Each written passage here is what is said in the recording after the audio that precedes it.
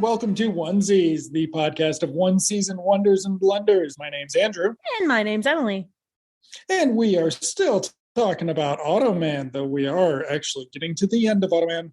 No, but never. I never wanted to 13 end. of them. I know. God. Okay.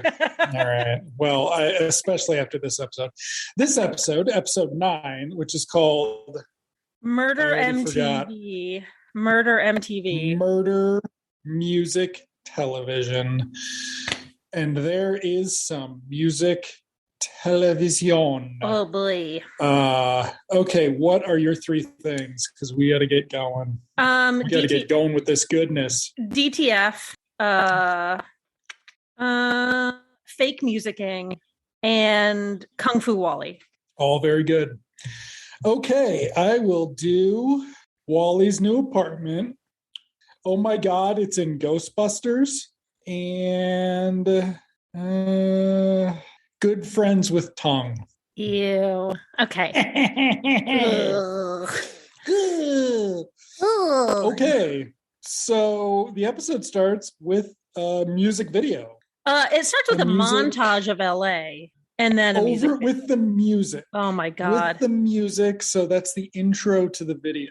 So that the extra special guest star, Laura Branigan, is somebody I've never heard of before. I do not know her. I've never heard of her, but she was a musician and she has passed away. I don't know the circumstances behind that.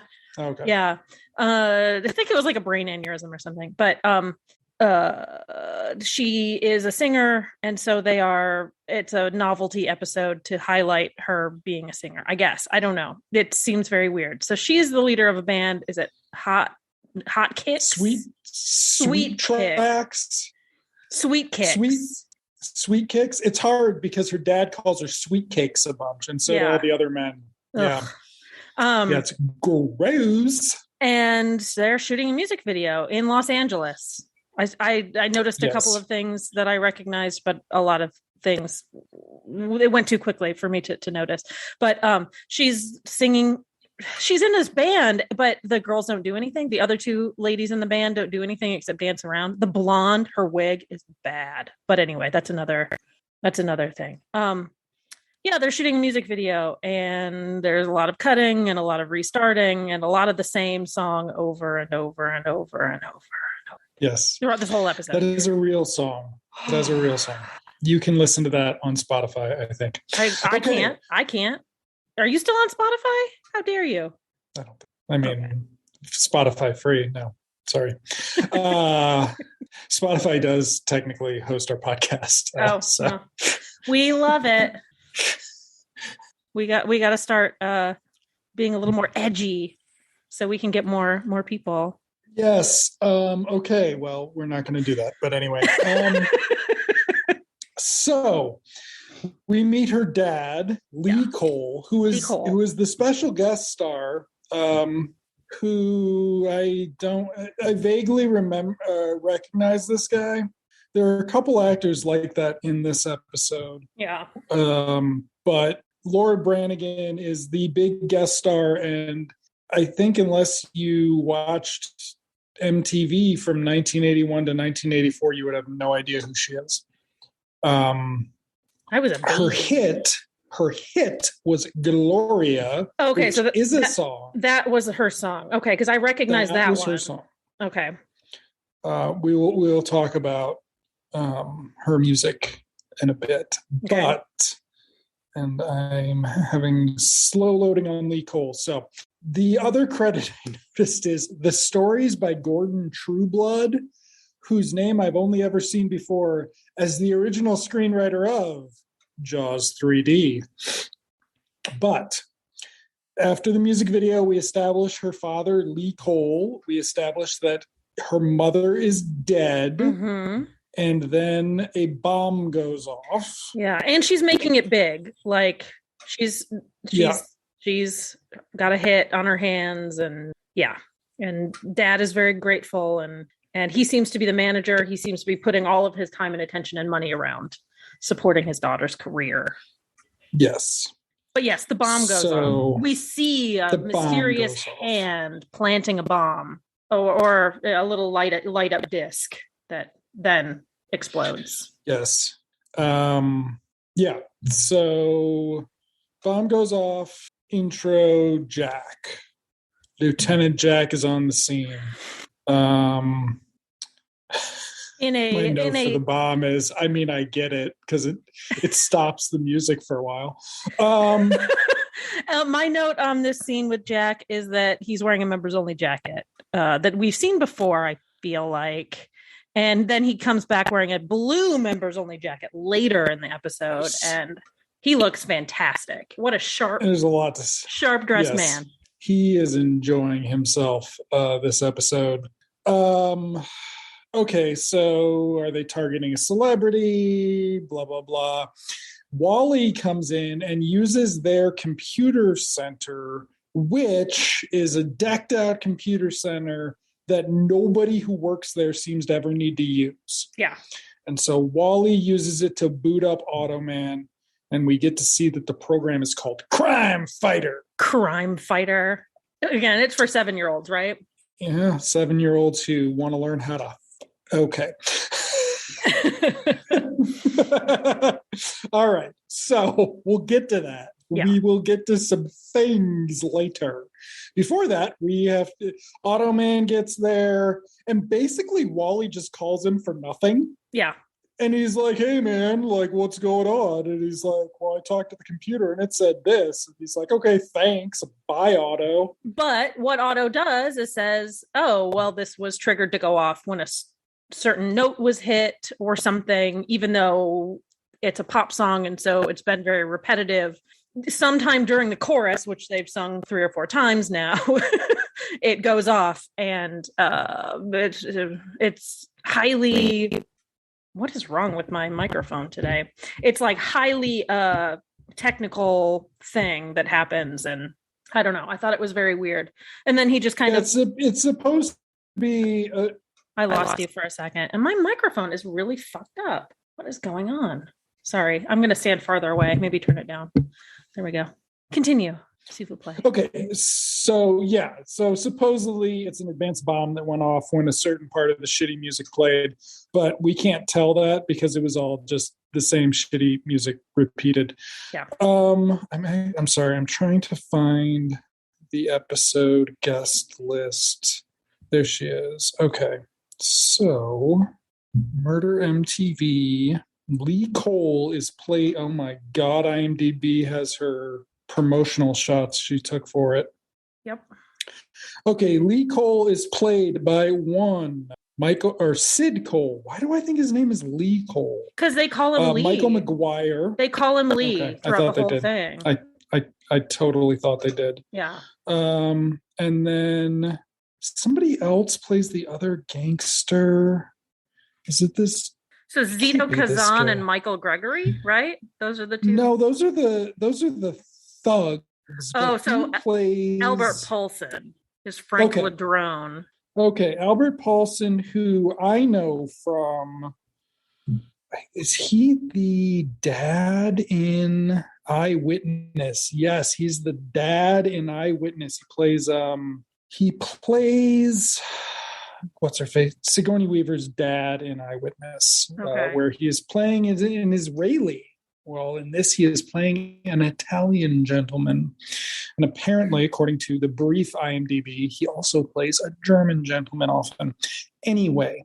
My note about him is that he mumbles too much. I could not grasp what accent he was going for because he was speaking so quietly and mumbling. It was ridiculous. I think that was intentional. Yeah. Okay. So Sid Cole gets a call. Mr. Lee Sid Cole gets a call. I know what you did in Texas, Lee. I'm going to blackmail you. Yeah. So Lee goes to see Frank, the mobster, where they have a weird conversation about his daughter. And then Frank, the mobster, is going to help Lee out because he owes him and he wants to clear this debt off the books. Okay. Then we cut to a apartment building on the marina. We've never seen this apartment building before. Whose apartment building is it? it's Wally's. Wally moved. He's got the same interior decorations, but he's now living in, it looks even more like a mid-70s like sitcom set than before. Yeah. And it's just like his mom did a leftover set from Here's Lucy form or something. So who's he there with? He's there with Roxanne. I was so excited that it seemingly they were on some kind of date. Mm-hmm. He makes her dinner. She gives him bedroom eyes. And he's like, I got to go get dessert. She's like, so uncomfortable. Dessert, he is so uncomfortable around this woman who's showing him interest. Like, this is not like, maybe she hasn't verbalized it, but she is interested. Yes, she is. She is interested. For some fucking reason. Ugh. Yeah. Ugh. Okay. Then we go into the kitchen and we find out that Wally didn't cook for her, that he bought takeout and he's lying to her. So that's cool. A good start. Yeah, great. Cool dude. But he got her a cake and it says, congratulations on your 1 year anniversary. Roxanne. Yeah. Anniversary. And it's like, her of what? Well, Cursor shows up and fucks up the cake and says, happy anniversary, Roxanne, from Cursor. He makes it bigger. He makes it more colorful. Yep. Yeah. Way to go, Cursor. Yep. So then Roxanne comes in and sees Cursor, and being the detective she is, does not notice the takeout bags. He had thrown them in the garbage. He had thrown them in the garbage and covered it up. So just in time. What a just jerk. In time. Good old Nebeker. Okay, so then Cursor messes with the cake a little bit more, and then he makes a sparkler candle, and Roxanne thinks it's cute. For once, Cursor's being cute. Yeah. Which I'm like, well, the only dude who's going to take you home tonight, Roxanne, is Cursor. So I hope you are happy with that. Okay. Then we get this really bad scene in the police station. Because at the beginning of it, it seems like the captain's shitting on Wally. Mm-hmm. We start with him going, Nebusher. And then he says, Nebeker. And the captain's like, whatever, because it doesn't matter. And he's like, we need protection at the recording studio. And I don't have anybody. But then I was like, well, it's a useless job. Do I have anybody useless I can send? And I thought of you, Wally. But it seems like the captain's also like, we'll have a good time with those ladies, kid. Like, it's this weird. It's like he's taking the piss. Like he's like laughing as Wally walks away. And it's very odd. Like, I'm just giving this kid a hard time, Like, he's a rookie on the force and I got to bust his balls a little bit. And it's like, this is unnecessary. Maybe just treat him with a little bit of respect. Yeah, why would you do that? So it's also a new police station shot. So they got some new footage, new second unit footage. Yeah. So we go back to the recording station where Wally introduces himself. We also get to see the director being weird and shitty while directing, which I thought was a lot. I was just like, that's one hell of a detail that you want to make sure to include, that the director's like a fucking creeper. Yeah. So Wally talks to Lee, and Lee's like, I already got my own security. I don't need you. The fucking security's not going to show up for a whole scene or two. And then they're going to be their own sub. Wally and Otto literally saved this girl's life before his security shows up. Yep. And he's just dismissing them. It was stupid. Yep. This is not a good villain or victim subplot episode. No. So Automan comes in. He wants to study a whole new culture, which is rock and roll. He wants to get down and boogie. Wally says, you can't go around looking like that. And then Automan's like, I'll blend right in. But then he makes himself a suit, which was really disappointing. it's like disco honky tonk. Yeah. It's I don't get it. I didn't get it either. Leather pants, a black jacket with red lapels, like silky red lapels, and a skinny red tie. Yeah, it could have been much better. He didn't. Yeah. I don't know. Whatever. Okay. So then Wally goes and meets the girls in the band, and they are like flirting with him, making him blush, and it seems like Wally's going to get a pity fuck. But then they see Otto, and Laura Branigan's response to seeing some Chuck Wagner is just like Emily's. Catch me if I drop. So that scene with Wally talking to the girls in the band, they are throwing themselves at Desi Arnaz Jr. They are down to fuck, even more than Roxanne was in the dinner scene. Yep. They are like verbalizing their interest, not just being flirty and yeah. It was so funny to watch him squirm. But the Automan thing was absolutely ridiculous. Because again, I don't know. So they have to go for some reason, right? They're going to change. Oh, we're on our way to the dressing room. Yes. For this party. Now, when they got there, I thought it was a night shot. I meant to go back and check this. But she's about to leave just to go outside for a stroll. And on it's some daytime. backlot. Oh, yeah, on just a terrible backlot. Yeah. Like, it seems like something about the production of Automan changed between last episode and this episode. But yeah, so goes out on the back lot. Some guy tries to run her down.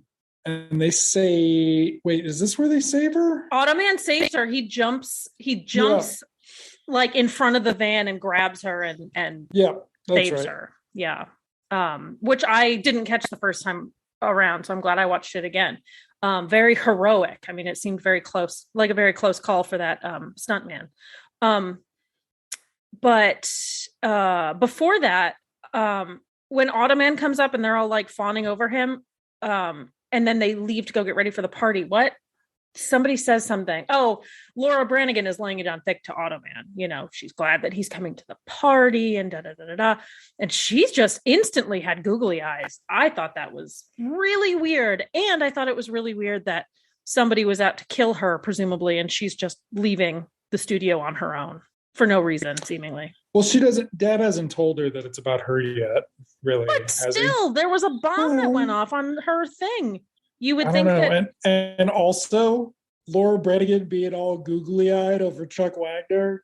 Should we replay the first episode of us talking about Automan when you talk about the first time you saw Chuck Wagner? Shut up. How dare you? How dare you? Admittedly, he was better dressed in his Automan garb then. Okay, so they bring her back in from outside after she just avoided being killed, and the bodyguards show up, and they're just like these wonderfully stereotypical mob enforcer guys. Like, kind of, but they're like scrawny and like they're scrawny, ineffectual. I mean, ultimately ineffectual.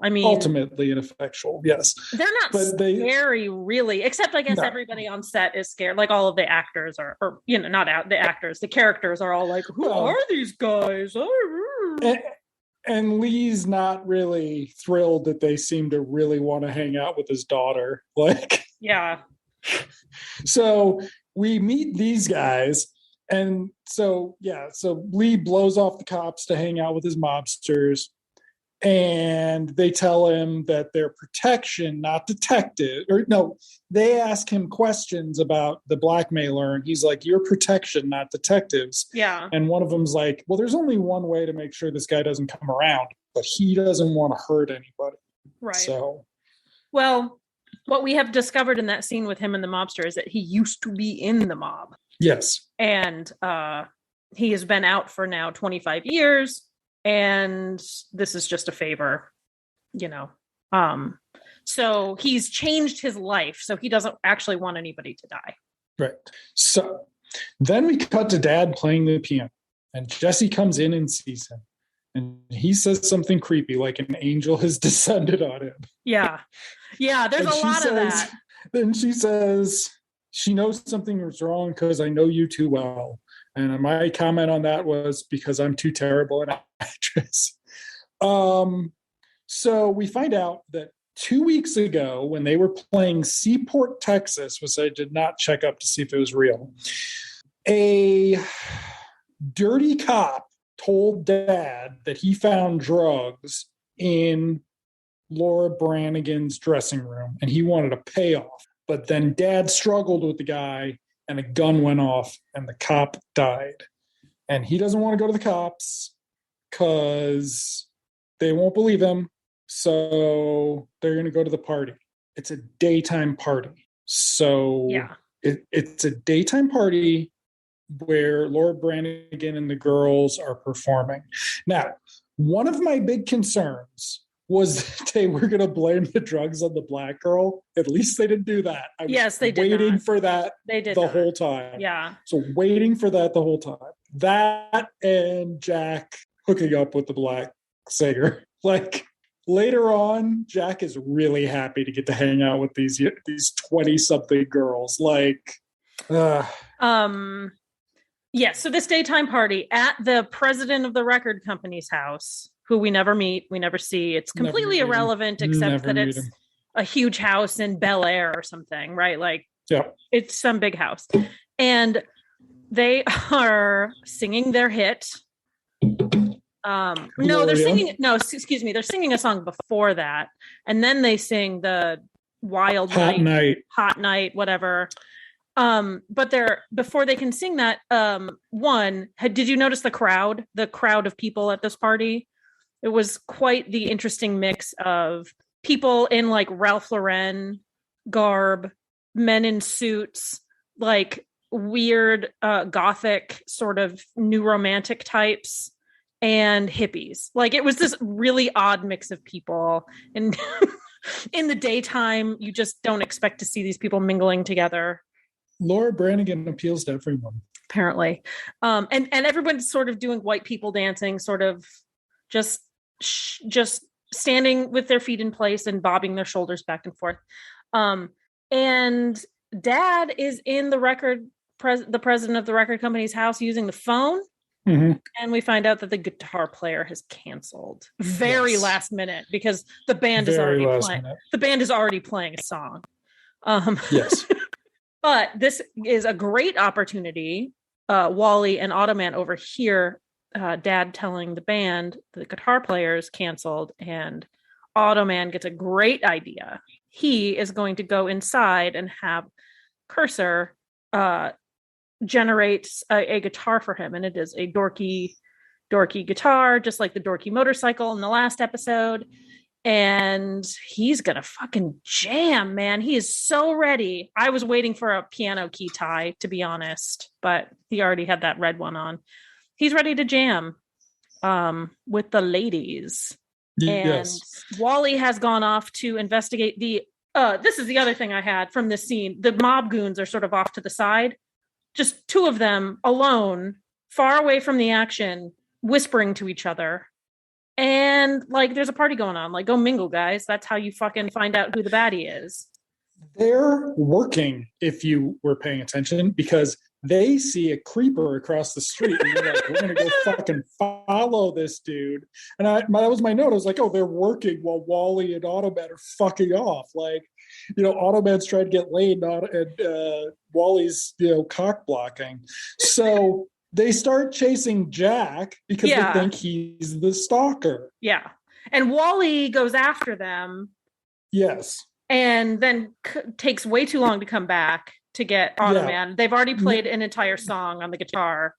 And Wally just walks up like, hey, man, we got to go. We got to catch these people.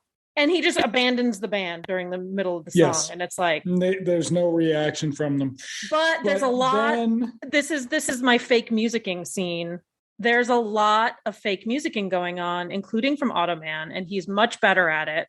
Chuck is much better at it than the two backup singers, who the black woman is doing fine. It's the blonde woman who just, again, she's there for, I don't know, does she have a credit in this? She's there because she's dating some producer of this show, right? Like there's no reason for her to be there. And she's doing a really bad job. All you have to do is be a backup singer. You don't have a goddamn egg shaker. You don't have a fucking anything else to do but backup sing. And she's doing a bad job. But Chuck is, at first I was like, oh, he's not doing a very good job at being a fake musician. But then he starts doing a good job at it. The faces he's making are gross though. It's gross. It's not Chuck's O face, that's for sure. Okay, so couple things. Yes. The Hot Night song is in Ghostbusters somewhere. Is it? It is. Because I was like, when I heard Gloria, I'm like, that's a real song. Oh my God, is this who sang it? And then I was like, wait, what's this song? Yes, it's in Ghostbusters.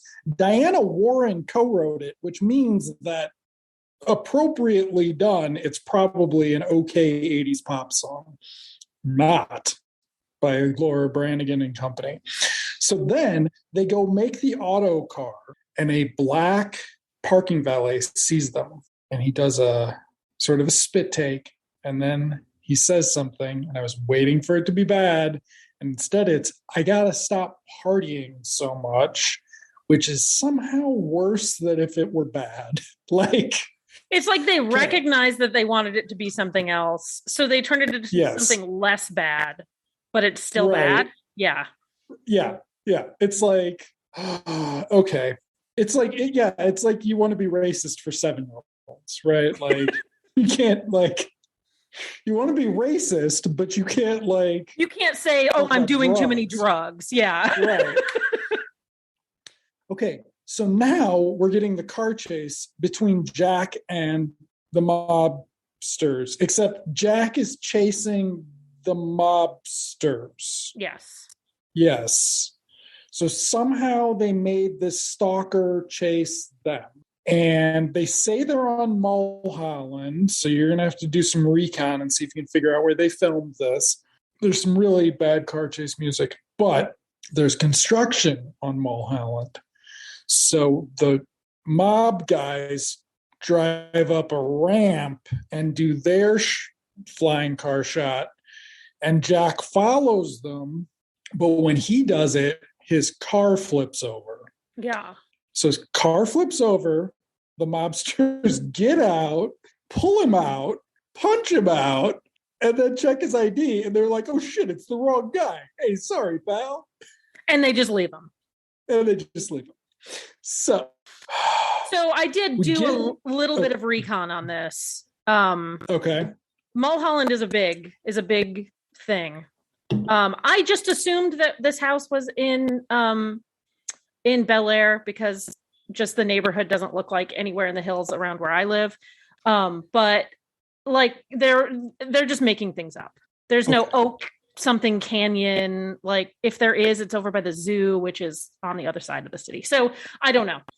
They're just making things up. It's not really anything.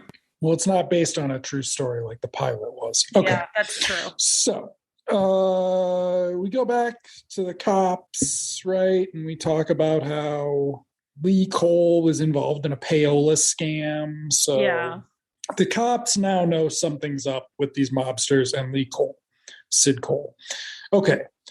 Then Lee argues with... There's something about they understand that it's potentially a blackmail situation too. I forget. Did they find the empty briefcase, or is that later? Not yet. Okay. They find that soon. First, they get the call. So Lee's hanging out with the mobsters, continuing the bad guy arc. And there's this subplot that I thought was going to come back again, but they basically offer to kill the blackmailer in return for a percentage of the band's future earnings. Yeah. Which he doesn't want to do. Guy calls, and Lee's got to do a drop-off in Skyline Canyon, I believe. Skyline Road. Do you know where that is? There's a couple Skyline places, but Not a Okay.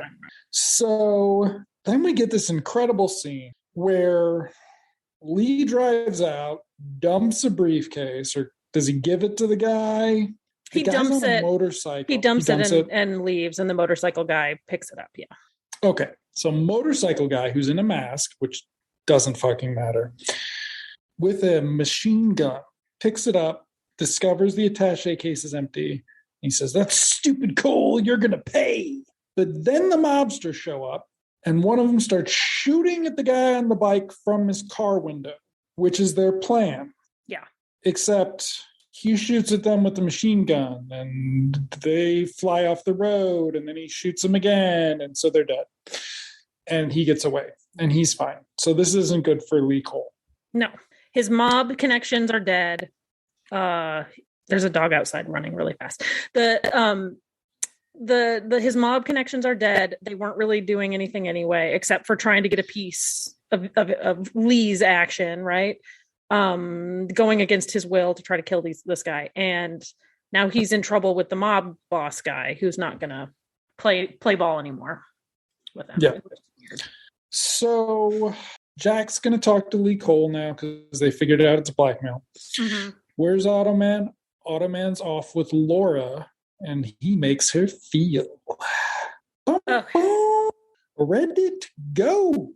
So remember 2 episodes ago when he was complaining that he was programmed to only be attracted to blondes? He's fallen in love with 2 brunettes now, or fallen in love with finger quotes because he's a robot.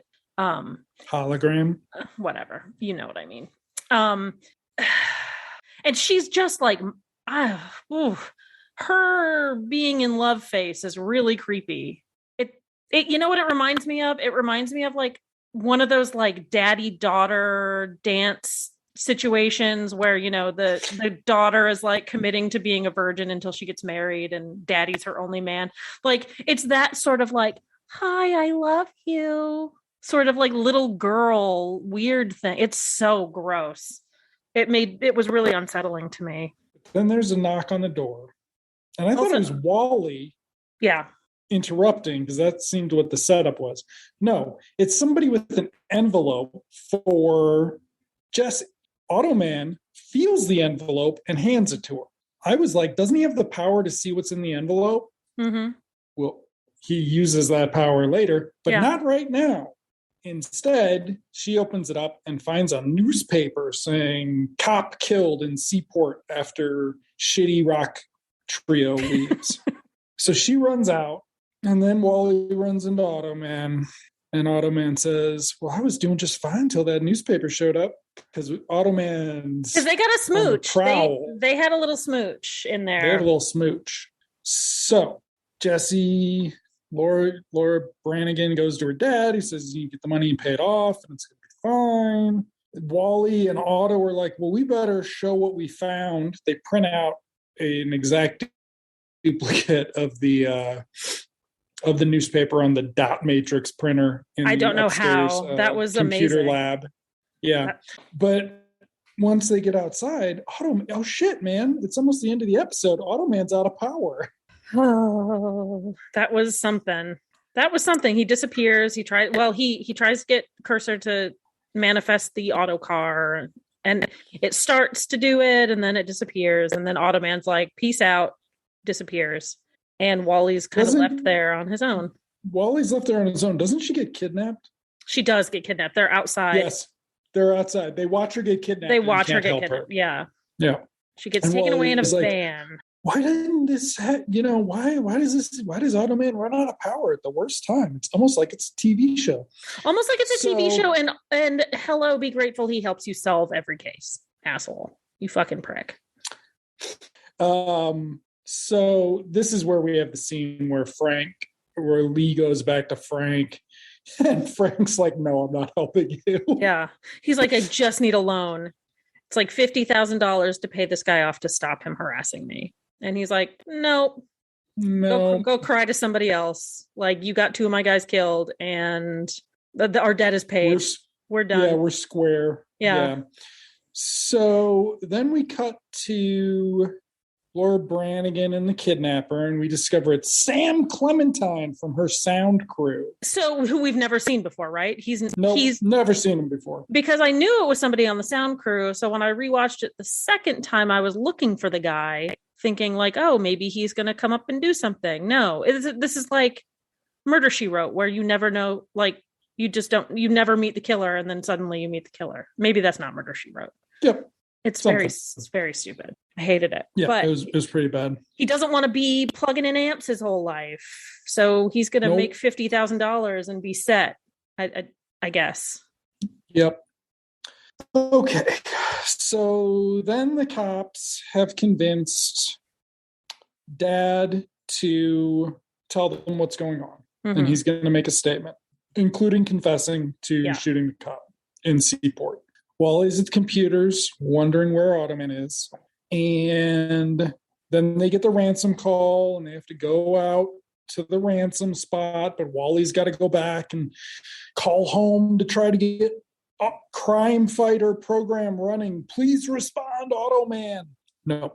Okay, so Jack and what's his face? Sid Cole, get to the ransom spot where Lee discovers it's Clementine, who informs him that he didn't kill the cop.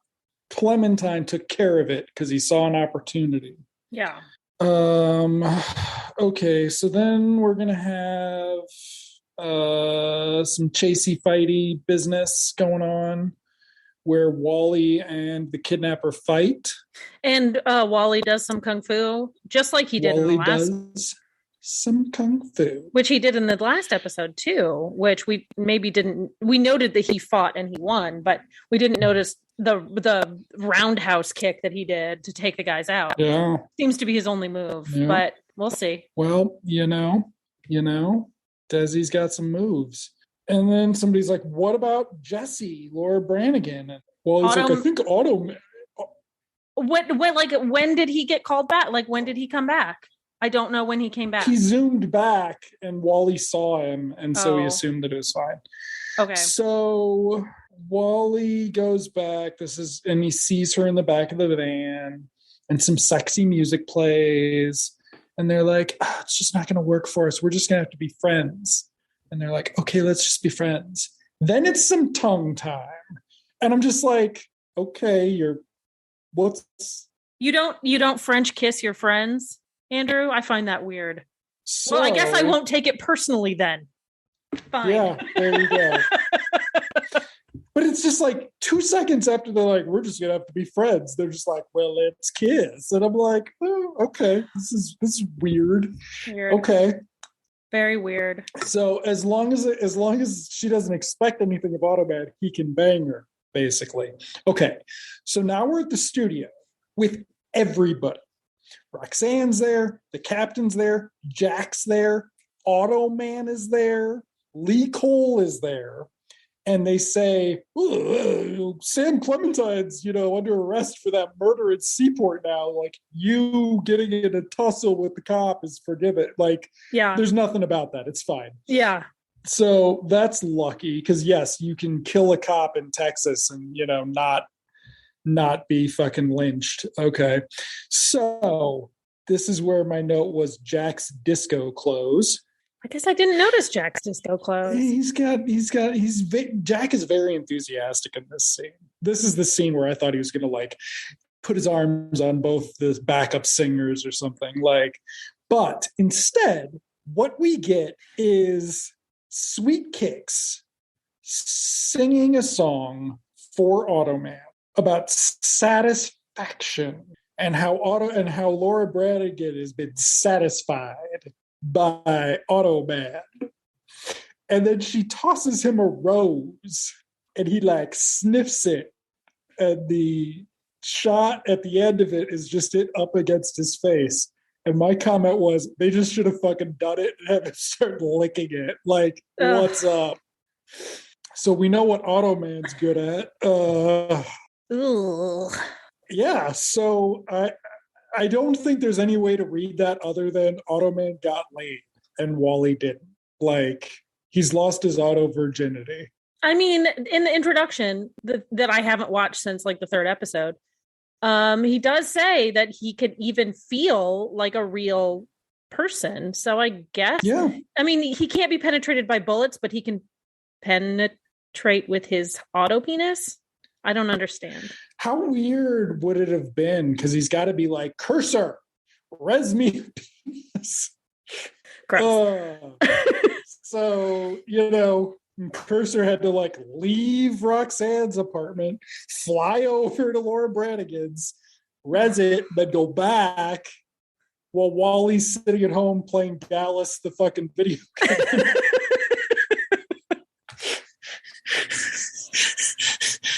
Jack's out with the two backup dancers and some young cops because like Jack's a party man. Yeah. And then Captain Boyd's in his office just drunk and seething and shouting Nebusher over and over and over. Like looking up, like prank calling his ex-wives and shit. Just like, oh, so dark. Yeah, that was a weird episode. Laura Branigan's terrible. Yeah. Sid Cole was terrible. He was terrible too. The mob guys were all bad. They were all bad, but they were at least weird. Like that was, at least they were a little weird. Like so much of it was not weird enough. And yeah, apparently now Wally's got a new apartment. Roxanne's down because he's a bad boy with his leather jacket. Yeah. And he knows Kung Fu, but he still has got no game. So the scene where the girls are fawning over him, do you think Lucy was offset going, more. Tell him he's got big muscles. Tell him he's got big muscles or he'll never work in this town again. Poor Desi Jr. Yep. Yeah, I thought this episode was weird too. Again, there were just no stakes. I had no interest in this woman, like, and her band that was shitty. I had no interest in the dad. Like somebody else asked him, like, why don't you just go to the cops? That's my thought. Like, go to the cops. You've got nothing to hide. You haven't been in trouble in 25 years. Well, the other thing is when they first say, I know what you did in Texas, it sounds like it happened a long time ago. Yeah. That's what I thought. 2 weeks ago. Yeah. It was just like, oh, okay. And I have no interest in a so the Wally Roxanne love story I do have interest in because Wally is such a weenie, right? And it's just sort of like got to root for the underdog, I guess. But then big hunky Chuck Wagner has a love interest, and I'm like, ugh. Except for Delta Burke, I liked, and France Nugent showing him the ways of mature womanhood. Yeah, well, I just liked a grown adult woman having a love scene and not just itty bitty baby 25-year-olds. Yeah, we can love too. Jack. Jack can love too. Jack hasn't gotten laid. He's in about fucking 7 episodes. He's fucking slaying. Well, okay, yes, you know that. Yeah, well, I know, but it's all off scene because he's riding around with the young cops. But like, remember the first 2 episodes where we had to establish that if you were over 38, you were Jack's love interest. Yeah. Yeah. I mean, what are you gonna like? A pop star who can't act, getting a showcase episode is never going to go well. So no. The next episode I was interested in too because there's a couple famous people in it, people that I even recognize, which is so former movie star Veronica Everly is suspected of the murder of gossip columnist Keith Gillette. Automan discovers a Hollywood producer has a greater motive for the murder, blah blah blah blah. Financed with drug money, something like that. Who is the guest star? Michael Lautner is in it. Bart Braverman. Who is it? Oh, Peter Marshall. Peter Marshall. And Peter Marshall. Peter Marshall hosted in for 20 years he hosted Hollywood Squares and was also an actor and stuff. And Michelle Phillips from yes, and Ed Lauder, not Michael Lauder. Ed Lauder, yes. Did I? Oh, I said because the character he plays is Michael. Yeah, Ed Lauder. So I'm kind of excited about that. I saw this picture of Peter Marshall and I was like, that guy looks familiar. Well, give him a pair of glasses and have people tell him dirty jokes and I'll recognize him. But yeah, so there presumably won't be any Laura Branigan hits, so that'll be nice. Hopefully. And we'll see if Michelle Phillips hooks up with Otto. Oh, good point. That would be nice. Or she'll have a really awkward relationship with Wally. She's a pretty young thing, I guess. Yeah, so that'll be different, I guess. I am sort of losing steam just because I don't have a lot of like. Again, there's not a lot at stake here in terms of this show. Like Wally he's not going up for a promotion. Like there's just nothing with the main characters that's really giving nothing. Anything. Yeah. But no long-term arcs on Automan. No, a lot of old guys though. Yeah, so that'll be fun. I'm excited about that. Yeah. Okay. Well, until next time, then. It's weird. It's like you liked the biker Chuck Wagner episode more than the honky tonk disco Chuck Wagner episode. Weird. I can't imagine why. Weird. Thanks for listening, everybody. Thank you.